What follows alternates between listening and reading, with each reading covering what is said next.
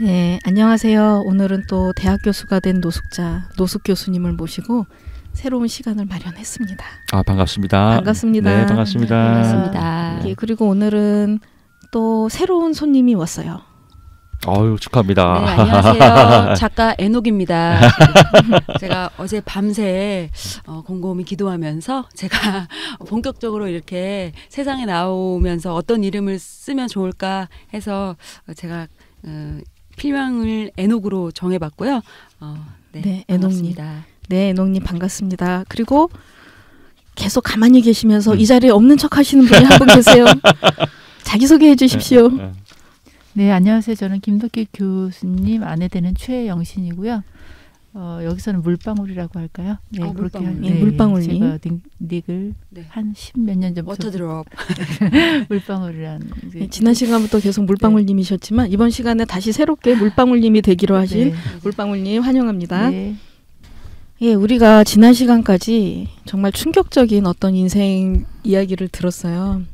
중독에 빠져서 예전에 강남 아파트 30채 값을 주식으로 벌었던 놀라운 일이 있었다가 그걸 다 30채를 다 까먹고 한 채도 남기지 않고 까먹고 마이너스 10억을 찍으시고 노숙도 하시고 정신병동에 감금도 되고 아 정말 너무 그 파란만장한 인생을 사셨는데 그러다가 현재 대학 교수가 되신 그런 이야기를 잘 들었어요.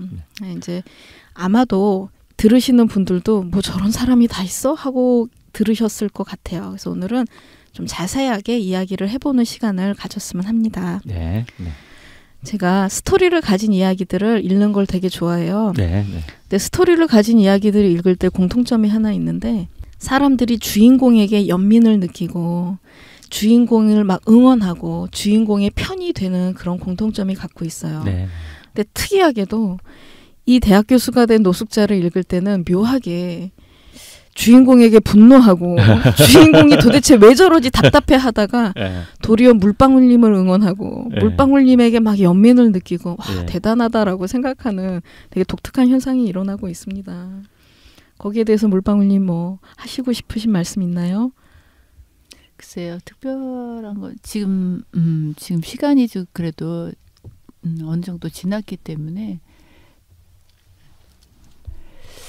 그때의 아픔을 지금 기억하고 싶지도 않지만 아우 죄송해요. 잊고 싶어요.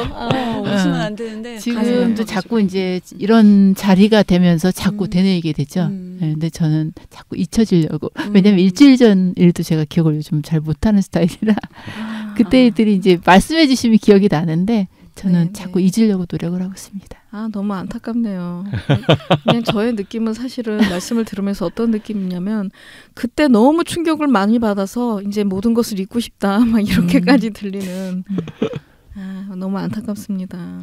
신께서 우리에게 망각의 능력을 주셔서 망각이란 선물을 네, 물방울님은 지금 전혀 제가 봤을 땐 고생한 점 하시지 않은 강남 사모님의 인상이세요. 근데 안타깝게도 지금 제가 잘하고 있어요. 아, 네, 근데 제가 지금 회복됐어요. 여쭤봤거든요. 어디 사시냐고. 근데 위치가 서울이 아니어서 가슴이 좀 아팠어요. 원래 그 동네 사셔서 그렇군요. 근데 그 동네 어마어마하게 큰 동네인데. 아파트를 사셔서 좋은 동네. 참고로 이제 교회에서 이런 얘기가 나와요.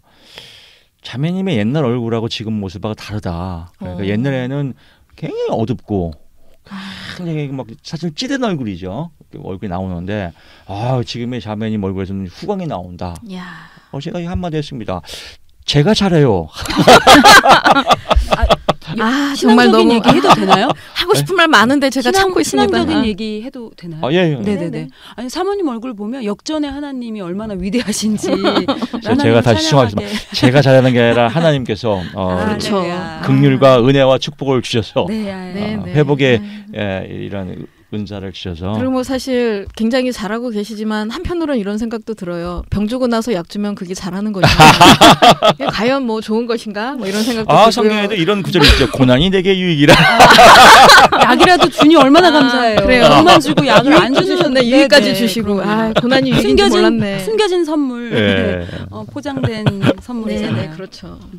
우리가 참 안타까운 이야기를 또 한편 듣고야 말았는데 예. 근데 되게 궁금한 점이 하나 있어요. 말씀을 들으면서 그런 중독엔 대체 왜 빠질까? 중독이요. 예. 중독에 빠진 다음에 상태는 충분히 말씀을 해주셨어요. 도무지 이성적인 판단이 안 되고 사람이 너무 괴이하게 나가고 도무지 거기에서 스스로 빠져나올 수가 없고 이런 이야기들을 충분히 해주셨는데 그런데 그 중독에 빠지는 초창기에 딱 끊어버리면 참 좋았을 텐데 근데 요거는 중독에 빠지는 사람은 되게 다양한 경우가 있는 것 같거든요. 이제 최근에는 중독에 빠진 사람들을 상담해 주시는 노수 교수님께서 혹시 이야기해 주실 수 있나요? 예, 제가 이제 또 저의 문제를 또 들여다보고 또 중독자들을 또 상담을 하면서 공통점이 하나 있어요. 저도 마찬가지고요. 공통점은 성장 과정이에요. 제가 감히 말씀드리는데 좀 예민한 부분이지만 성장 과정의 문제예요. 가정에서 순기능적으로 자라면 중독은 별 문제가 없을 것 같아요. 근데 대부분의 중독자들은 다 역기능이에요. 어떤 억압이 있거든요. 그게 성공이 됐든 효도가 됐든 이제 그렇게 어떤 그런 이제 억압적인 분위기가 있는데 거기를 못 따라주는 거예요, 본인이. 그러니까 자존감이 낮죠. 자존감이 낮으니까 어떤 대상에게 의지할 수밖에 없어요. 그게 담배로 가면 담배에 집착하고 술로 가면 알코올 중독이 되고 주식으로 가면 주식 중독이 되고 도박기구로 하면 뭐 주식이나 도박은 같은 맥락이니까요. 어떤 도구로 가면 음식으로 가면 음식 중독이 되고 그래서 그 자존감 내 약한 자존감을 어떤 대상에 이걸 채워주는 거죠. 그게 물질이 됐든 비물질이 됐든 그래서 그런 자존감의 문제인 것 같아요. 그래서 제가 보면서 이 자존감은 어렸을 때 성장 과정에서 채워져야 되는데 마치 인슐린이 없는 것처럼 이 자존감이 이 뇌 속에 없는 거예요.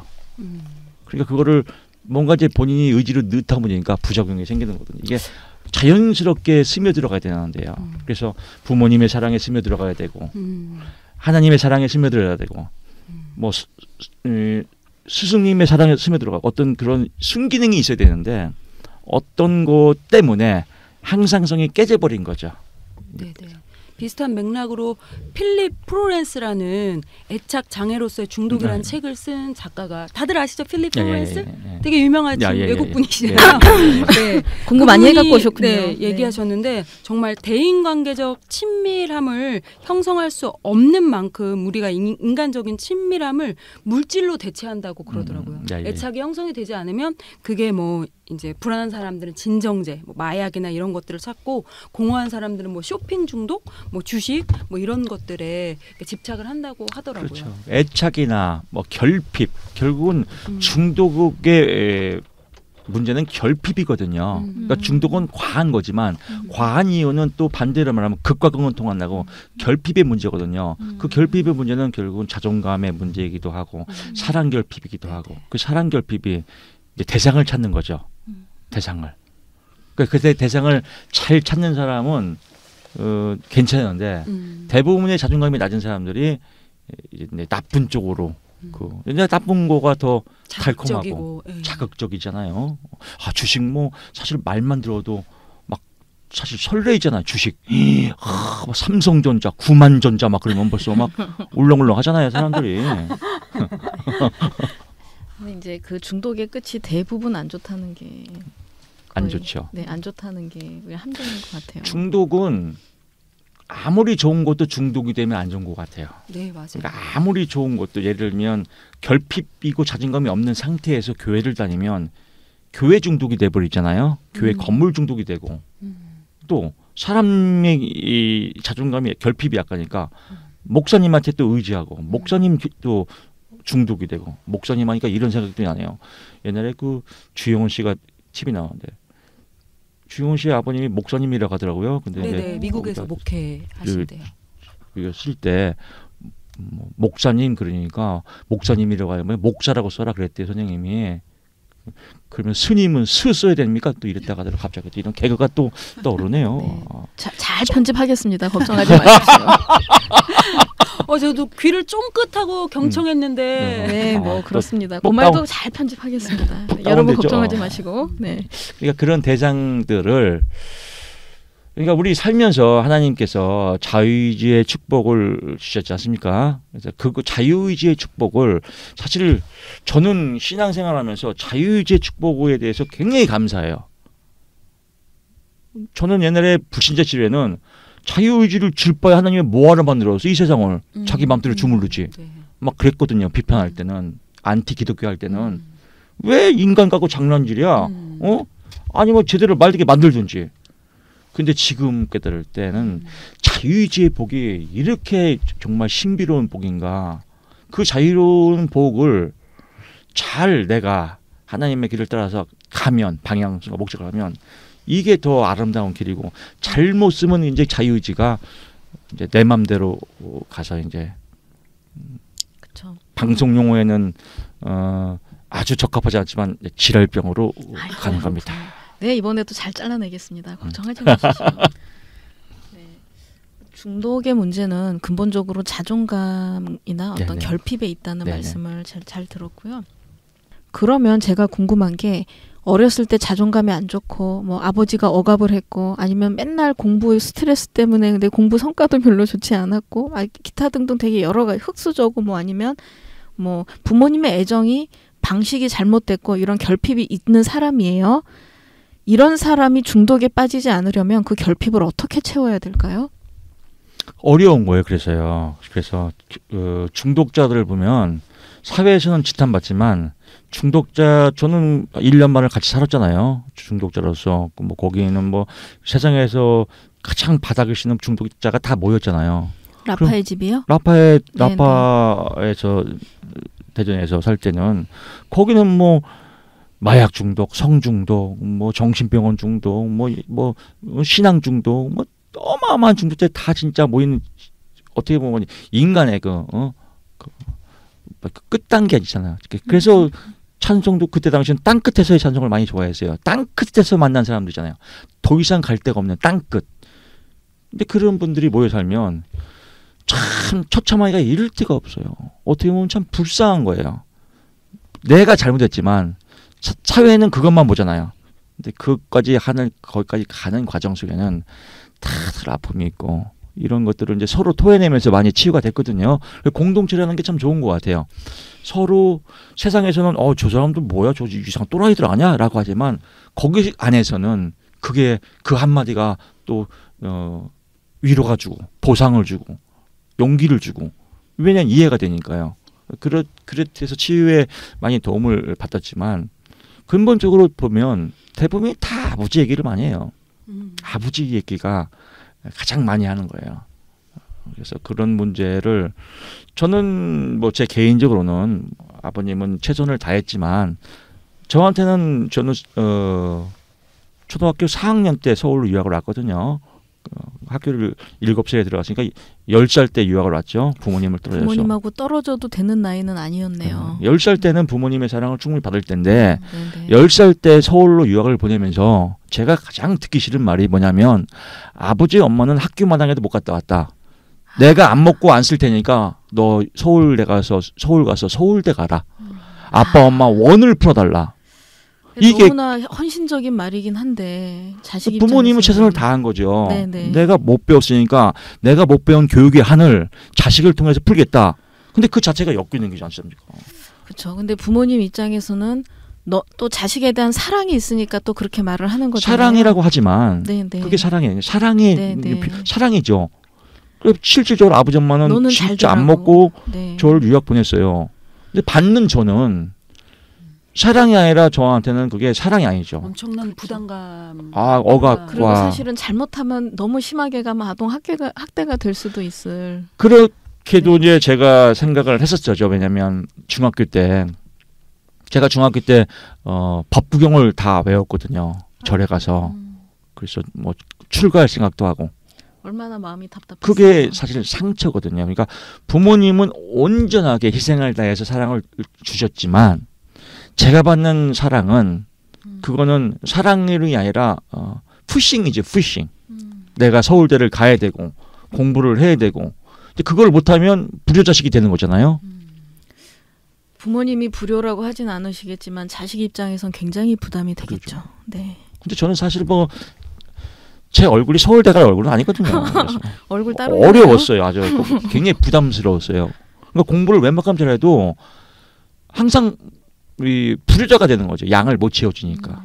그리고 아마 교수님이 대학 간 그 시절에는 인구가 많아서 경쟁률이 어마어마한 시절이었잖아요. 어마어마했죠. 근데 어마어마한 경쟁력에 사실 부모님 시골에서는 뭐 아버님 어머니 안 먹고 안 쓰고 보냈지만 저는 그 흔한 라면땅 하나도 못 사 먹고 살았거든요. 클 때까지 떡볶이 한 번도 못 먹고 그 돈이 뭐 없잖아요. 그냥 그때 당시 부모님들은 서울만 가면 다 서울대 가는 줄 알고 공부 잘하는 줄 알았잖아요. 저한테는 그런 결핍들이 내재가 돼서 결국은 이제 뭐 계속 나왔지만 결론을 말씀드리면 저 개인적인 입장에서는 그런 부담감 서울대 못 갔지 않습니까? 서울대 못 가고 그러면 이제 아버지 엄마가 좋아하는 게 뭐냐면 아버지 엄마도 못 사셨기 때문에 결국은 돈이에요. 돈이 우상화되는 거예요. 그럼 돈을 벌어야겠다. 그럼 돈을 대박 벌면 효자가 돼야지 라고 하는 그 찰나에 돈을 벌 수 있는 가장 찬스는 엘리베이터 주식이죠. 그래서 주식을 만나게 됐습니다. 그래요. 지금 되게 적절한 표현을 하셨는데 대학 교수가 된 노숙자 그 책에도 표현이 나와 있는데 돈 벌고 차츰차츰 성실해서 일하는 건 일해서 돈 버는 건 계단으로 올라가는 것처럼 좀 오래 걸리고 주식으로 한 번에 대박 나는 건 엘리베이터로 슉 올라가는. 맞습니다. 네. 그럼 한 번에 어렸을 때 결핍 그리고 서울대 못 간 아버지한테 죄송함 아버지 나 때문에 못 먹고 저렇게 고생하셨는데 이거 다 한 번에 이 돈을 벌어서 그래도 또 이런 것도 있어요. 중독자도 다 똑같은 마음인데요. 아버지를 좀 이기고 싶었었어요. 아버지를 이기려면 내가 아버지보다 돈을 많아야겠다. 내가 돈이 많으면 아버지도 나한테 큰 소리 못 치고 질 거야. 뭐 이런 것들이 일종의 오디푸스 콤플렉스처럼. 네, 그런 것도 있고 이제 우리 부모님 세대들이 특히 김덕희 교수님의 아버지는 자수성가하셨잖아요. 맨손으로. 얼마나 강하신 분이었겠어요. 아, 강하죠. 그러면 그 그림이 그냥 딱 나오지 않나요? 큰아들한테 얼마나 성인이 된 이후에도 강하게 하셨겠어요. 아우, 지금도 강하세요. 그 아버지가 방송을 듣지 못하시기를 간절히 원합니다. 하여튼 그래서 그러면 근데 김덕희 교수님도 제가 봤을 때는 약한 분은 절대 아니거든요. 아, 저도 네, 아버지 닮았죠 뭐. 저도 강성인데 옆에 네. 아내가 네. 있으니까 증거자가 있잖아요. 아버지가 지금 이제 80 조금 있으면 90대 연세신데도 뭐 저 꼼짝 못해요. 키가 늘려서. 그렇죠. 이기고 싶었겠네요. 이기고 싶었었습니다. 근데 지금도 져요. 부모님한테 이제 져드려야죠 이제.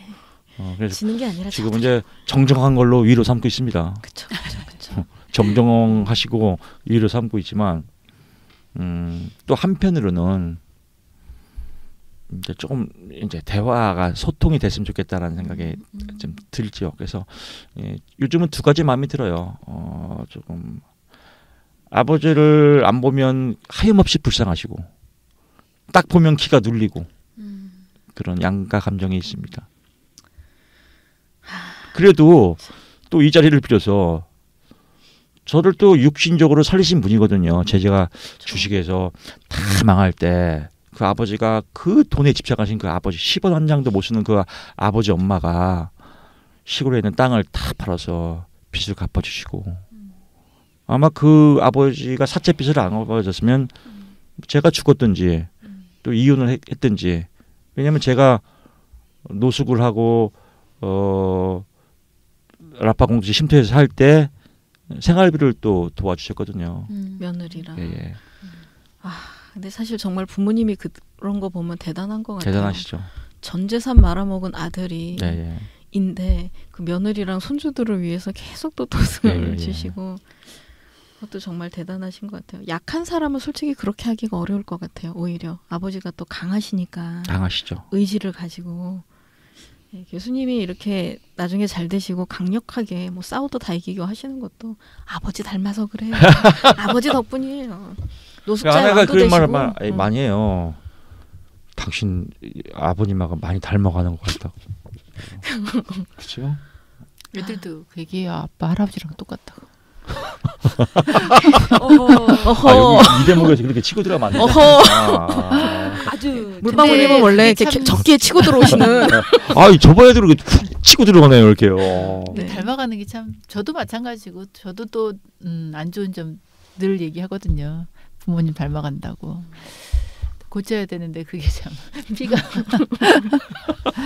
네, 사실 부모님 닮아가는 것을 싫은 것을 탈피하려면 딱 하나밖에 없어요. 용서해야 됩니다. 내가 그거에 대해서 자유로워져야 그 억압에서 빨리 벗어날 수 있거든요. 용서한다고 확 벗어나는 건 아니지만 미워하는 동안엔 벗어나기가 너무 어려워요. 아이고 잡설. 이것도 뭐 편집 대상이겠네. 네. 그러면 제가 궁금한 게 있습니다. 이렇게 중독을 방지하려면 아까 말씀하신 것 중에서 좋은 관계, 자기의 결핍을 이렇게 커버해 줄 수 있는 좋은 관계들, 특히 아버지한테 인정을 받지 못했다면 자기 스스로 장점을 잘 발견을 해서 자기가 뭐 봉사를 한다던가 아니면 어떤 특수한 자기가 좋아하는 일에 매진을 한다던가 또 여러 가지가 있을 텐데 사회적으로 중독자들을 도와줄 수 있는 방법이 있을까요? 너무 심하지 않더라도 가벼운 거라도? 저도 없다고 봐요. 중독자들을 치유할 수 있는 어떤 시스템도 없고 사회에서는 제일 하는 게 두 가지인 것 같아요. 방치 아니면 가둬놓는 거. 가둬놓는 거. 가둬놓는 거죠. 그냥 격리거든요. 할 수 있는 게. 그러니까 격리하면 중독이 더 심해지지 않을까요? 그 대신에 나가서 사고를 안 치니까요. 사고 안 치고. 그래서 정상 이게 시스템 외국은 그런 공동체가 많거든요. 네네. 그래서 사실 라파 공동체가 목사님이 외국에 가서 그런 시스템을 보고 시작한 것이 중독 치유는 공동체뿐이 없구나. 개방 체계 가둬놓는 건 안 되겠다 해서 공동체를 그 외국에서 몇 군데 치유 공동체를 보시고 이제 만든 건데 여러 가지 어려워요. 이렇게 우리나라에 현실적으로 적응하기가 또 어렵고 또 거기도 마찬가지 재활의 문제에서 가장 큰 문제는 돈 문제예요. 직업의 문제, 돈 문제, 생계의 문제, 이 현실적으로 정신만 차리면 된다라고 하지만 정신만 차려서도 될 수 있는 상황이 아니잖아요. 네네.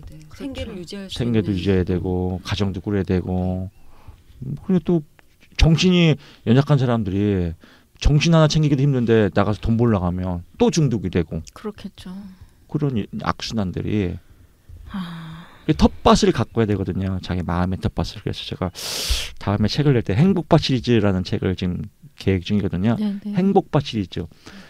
열매를 맺으려면 땅을 홀딱 갈아엎어야 되잖아요. 그 갈아엎는 작업을 해야 되는데 그런 걸 자이든 타이든 갈아엎는 작업들이 필요한 것 같아요. 그래야 뭘 씨앗을 심어도 열매가 나지 않습니까?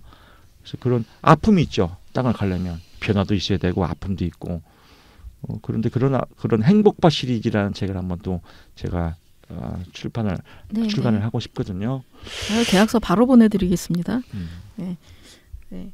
그러면 공동체가 필요하고 그리고 또 재활을 할 수 있는 경제적인 문제를 해결할 수 있도록 재활이 가능한 직업이 필요하다. 네네네. 그래서 돈 걱정에 파묻히지 않고 재활에 계속 힘쓰다가 자연스럽게 사회로 복귀할 수 있는 그런 체계적인. 그래서 이제 그것도 사회적인 또 부담으로 다 전가하기는 그래요. 사회의 환경이지만 결국은 본인 문제거든요. 본인 문제이기 때문에 냉정한 사랑이에요. 냉정해야 돼요. 중독자는 냉정하게 말하면요. 아까 제가 뭐 앞에 말씀드렸지만 환경도 있고 여러 가지 그건 배경적인 요인이에요. 결정적인 요인은 본인이에요. 본인이 바로 못 서는 거거든요. 참 나가 없고 진짜 내가 없고 그러니까 맨날 타인이 본 남 눈치 그러니까 거기서 얽매이거든요. 그래서 뭐 인지교육이나 이런 교육도 필요하고 신앙적으로 보게 되면 제가 제일 좋아하는 구절은 빌립보서의 말씀이에요. 자족. 나는 성공 부유하게도 살아봤고 비천하게도 살아봤다. 부유할 때는 부유해서 감사하고 비천할 때는 비천해서 감사하고 감사의 비법을 배웠나이다. 이런 건강한 이 마음밭이 되면 부유하면 부유해도 감사하고 비천하면 비천해도 어떤 상황인지 감사하면요. 그게 에너지거든요. 그런 에너지가 있으면 뭐든지 다 감사해요. 떡 공장에서 떡을 날려도 감사하고 택배를 날려도 감사하고 돈이 없어서 감사하고 근데 그게 안 되면 세상에 기준치가 있죠. 월 300원 있어야 돼. 근데 그걸 못 채워주면 또 불행이 시작되는 거예요. 그래서 결국은 뭐냐면요. 가족 치료가 될 수밖에 없어요. 가족 치료가. 내가 바로 서야 되고 내 주변에 있는 이 가족 환경도 같이 도움을 줘야 되고 예를 들면 내가 떡공장에서 다는데 200분이 못 받아요. 여보 200이면 충분해. 고마워. 그렇게 살아야 되는데 200 갖고 어떻게 살아? 이러면 또 그래? 한 판 할게. 이렇게 되는 거죠. 주식으로 확 땡겨올게. 뭐. 200이 부족해? 알았어. 그렇게 또 이렇게 악순환의 중독의 뚜껑이 열리거든요. 그래서 이런 부분들을 사실 참 뭐 고질병이죠. 인지도 고쳐야 되고 신앙도 들어가야 되고 또 적당한 타이밍에 약도 먹어야 되고 왜냐하면 중독이 되면 벌써 몸이 다 망가진 거거든요. 그러면 뭐 항우울제도 먹어야 되고 항불안제도 먹어야 되고 그래서 약물의 도움 또 인지교육 신앙 이 삼각자가 안 걸리면 다행이지만 그래서 이 방송을 듣는 분들은요 이 세 가지가 싫으면 중독하지 마십시오. 힘들어요. 네. 약물도 일부 필요하지만 약물 갖고 되는 건 아니고 공동체와 가족과 자기 스스로의 의지, 건강한 정신을 가지는 의지와 그리고 경제적인 재활 등등이 필요한 것이 중독인데 우리나라는 과거부터 인구 많다 말을 많이 했어요. 그래서 한 사람 한 사람을 케어하기보다는 따라오는 놈 이기고 데려가고 못 따라오는 놈 도태되는 이런 사회적인 구조가 좀 강했어요. 그런데 핀란드는 원래 인구가 되게 적거든요. 자연 환경이 되게 열악해요. 겨울이 그렇게 길다고 합니다. 그런데 그래서 핀란드의 교육은 세계 1위인 거예요. 왜냐하면 한 사람 한 사람이 아깝거든요. 도태되면 안 돼요. 걔가 따라올 때까지 끝까지 기다려줘요. 그래서 핀란드는 어떤 식이냐면 공장 노동자랑 대학 교수가 같이 도서관에 만나서 토론을 할 수 있는 거예요. 모든 사람에게 다 교육을 멋지네요. 충분히 시켰기 때문에 도태되는 사람이 없게. 왜냐하면 인적 자원이 너무 부족하니까. 근데 우리나라도 지금은 인구 절벽에 다다르고 있는데 그런데 중독률 굉장히 높은 것 같거든요. 결핍이 많으니까. 결핍의 문제는요. 네네. 우리나라에 보면 이제 뭐 융의 분석 심리학에서 집단 무의식이라는 게 있거든요. 네네. 우리나라의 집단 무의식은 유교 문화가 정서가 많이 깔린 것 같아요.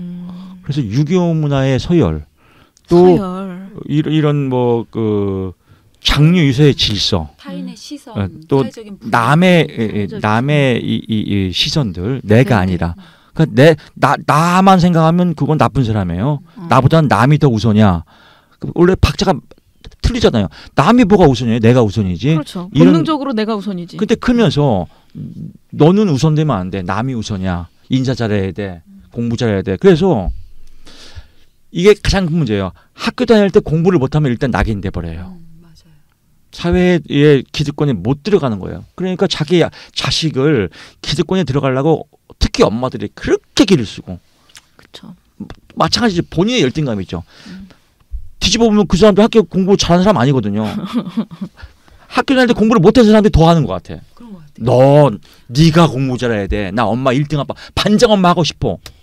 이러니까 이런 것들이 그러니까 자식한테 등수를 매기는 거죠. 너 이번에 90점 넘어야 돼. 1등 해야 돼. 이런 것이 없어져야 되는데 참 안타까워요. 네, 교수님 말씀 들어보니까 유년기의 환경이 너무 중요하죠. 너무 교육이랑 중요하죠. 가족 그리고 이제 주변에서 아이를 혼자 키우는 게 아니라 어떤 나라 속담에서는 같이 키운다라고 그럼요. 하잖아요. 그때 인디언 결핍이, 그 속담 말씀하시는 거죠. 네, 한 아이를 키우기 위엔 한 마을이 필요하다. 네. 맞습니다. 정말 맞습니다. 지금 뭐 대표님 같은 경우는 후의 문제들을 얘기를 하는데 근본적으로는 그 가정 공동체 그리고 유년기 그리고 어렸을 때 우리가 사회적으로 공부보다는 인성이 중요하다라는 가르침이 더 이제 중독으로 빠져 들어가는 결핍을 막을 수 있는 그렇죠. 가장 손쉬운 경제적인 방법인 것 같아요. 알겠습니다. 네, 그래서 우리가 대화가 그래서 그게 변화가 된다는 게 참 사회 시스템이 다 바뀌어야 되는데 그렇죠. 안타깝죠. 사회 시스템이 바뀌어야 되는 거죠. 안타깝죠. 근본적으로 교육까지 바꿔야 된다고 근데 지금 사실 저는 이제 사실 오랫동안 교육 쪽에 있었었거든요. 대안학교도 많이 생기고 아이들이 꼭 대학을 가야 된다 이런 분위기가 조금은 많이 좋아졌어요. 그래서 뭐 교육 뭐 대학을 가지 않더라도 내가 뭐 중학교 때부터 고등학교 때부터 뭐 이렇게 원하는 걸 한다거나 홈스쿨링도 많이 하고요. 그래도 예전보다는 사회적인 분위기가 많이 좋아졌다. 저도 개인적으로 대학을 다 없었으면 좋겠어요. 요즘 정말 공부하는 사람들만 가는 곳. 그렇게 이제 얘기를 들으면 그 말 나도 알아. 다 아는데 그래도 내 자식은 공부 잘하고 서울대 가는 게 낫지. 지방대보다는 서울대 가는 게 낫지. 이게 이제 원판으로 돌아가니까 그러려면 대학을 아예 없애야 된다니까요. 그러니까 우리나라는 학년 체계를 뭐 외국처럼 중학교 기초학력하고 고등학교 때부터 기술학교부터 시작해서 뭐 기술학교 6년 7년 해서 기술할 사람 기술 배우고 그게 문제가 있어요. 지금 특성화 고등학교 바로 그런 게 특성화 고등학교인데 이번에 문제가 불거졌잖아요. 특성화고 아이가 실습 나갔다가 죽었어요. 그리고 특성화고 애들이 졸업해서 워낙에 취업이 안 되니까 대졸, 그러니까 대학교 입시반 따로 있고 뭐 군대 가고 결혼하고 등등을 다 빼고 취업률을 봤더니 걔 취업률이 높게 나왔는데 사실은 그 아이들이 다 취업을 포기하고 대학 가거나 군대 가거나 뭐 이런 것들이거든요. 실제로 취업률이 되게 낮은 거예요. 아, 맞아요. 네. 그래서 우리나라가 바뀌려면 특성화고가 잘 살려면 사실은 대학 나온 사람을 우선으로 뽑는다던가 그렇죠. 그런 것도 안 되고 그리고 특성화고 자체가 지금 교육 환경이 열악하다는 지적이 계속 나오고 있거든요. 좋은 선생님이 없어서 이 과목을 미리 배운 학생이 다른 학생을 가르쳐야 되는 그런 상태까지 가는 학교도 있다 그러고 그래서 단지 특성화고를 만들어서 되는 일은 아닌 것 같고 그럼 그 특성화고를 어떻게 지원할 것이고 어떤 시스템으로 갈 것인가가 굉장히 세심하게 만들어져야 되지 않나 이런 생각이 들었고요. 왜 갑자기 사회 문제가 우리 중독 얘기하다가 우리가 또 교육의 문제로 또 쭉 빠져버렸네요. 그래 교육으로 빠졌네. 제가 이제 불안했는데 아까 네. 그러면 중독 방지책에 대해서 이런저런 이야기를 했는데 간단하게 요약을 하면 가족 기반의 응원도 필요하고 좀 건강한 정신을 스스로도 가져야 되고 그러니까 거기서 약은 굉장히 일부인 거죠. 그리고 공동체가 필요하고 재활을 할 수 있는 어떤 사회적 여건이나 이런 것들이 필요하고 그런데 그 이전에 교육 단계부터 아이들을 그 재능을 잘 살려줄 수 있고 그 아이가 충분히 만족할 수 있는 학습 환경이나 이런 것들을 마련해서 성장 단계에서부터 행복하게 키우는 게 중요하다. 그런 결론이었습니다. 네. 참 그래요. 참 쉬운 일은 아니거든요. 그러니까 우리 부모님 세대도 사실은 먹고 살기 바빠서 교육을 못 받았잖아요. 또 지금도 세상에 또 먹고 살기 바쁘니까 근데 진짜 필요한 거는 이 교육, 인문학 이런 세상에 나오는 이런 에너지가 필요하거든요. 또 신앙도 마찬가지고 그래서 신앙의 역할도 신앙 교육이 아니라 신앙에서 성경 구절을 외우는 게 중요한 게 아니잖아요. 신앙은 사랑이잖아요. 어떻게 잘 사랑하는 건지 부부간끼리 부모 자식 간에 어떻게 사회의 동료끼리 어떻게 잘 살아가는 건지 이런 것들이 제일 또 중요하기도 하고 또 화두인 것 같아요. 그래서 사랑을 잘하는 법. 그 사랑을 잘하는 법의 1 요소는 우리 가정에서도 매일 얘기하는 게 언어인 것 같아요. 언어 말. 그래서 아침에 제가 일어나면 여보 잘 잤어? 이렇게 시작하면 응답이 안 와요. 그래서 우리도 앞에 사랑하는 여보 잘 zas어 해 사랑하는이란 수식어가 없어서. 지금 이제 그런 거를 지금 저도 우리 결혼이 몇 주년이지 지금 우리가? 올해 30주년. 올해 30주년인데. 이런 30주년도 원래 알고 있었어야 되는데. 30주년인데 지금 대화법을 서로 의논해요. 우리 여보, 우리 언어를 재정립할 때가 된 것 같다. 늦지 않으셨어요. 이제는 이제 조율 들어가요. 우리 100세 시대인데요. 한참 남으셨어요. 이제 그 100세 시대면 이제 전반전 끝났어요. 그래서 그럼요. 앞으로 50년 이상을 그냥 후반전을 위해서 후반은 더 행복하게 살기 위하여. 근데 이제 뭐 몇 달이지만 저는 120까지 살 것 같아요. 그럴 수 있어요. 120까지 살면 지금 인생 반도 못 살았어요. 그럼요. 그리고 앞으로는 그렇게 될 거래요. 마약하고 술, 담배하고 막 제대로 불규칙하게 먹고 라면 끓여 먹고 운동 안 하고 이래서 재수 없으면 90세까지 사는 그런 시대가 온다고. 사고가 나서 죽든다든가 이래야지 90이고 웬만하면 100세를 넘어가는 시대가 온다는 말을 들었는데요. 네. 정말 이제 그 전반전은 진짜 지옥에서 살았으니까 후반전은 정말 천국에서 살고 싶고 또 살아야 되고 이런 메시지를 함께 했으면 좋겠습니다. 사회 함께. 아, 좋습니다.